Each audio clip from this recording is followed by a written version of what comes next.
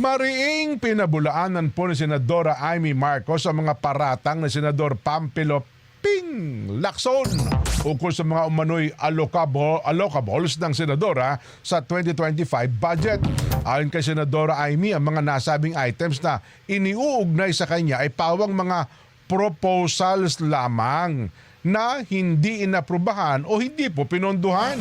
Sa isang pahayag ng Senadora, sinabi niya na parang masyadong gigil si Senador Ping sa kanya at baka makipagsabunutan. Nagbiro pa si Senadora Amy na sure daw talo siya doon. Nilinaw ng Senadora na ang mga tinutukoy ni Lacson na allocables umano ay wish list lamang sa kanya na sinumite sa DPWH Central Office.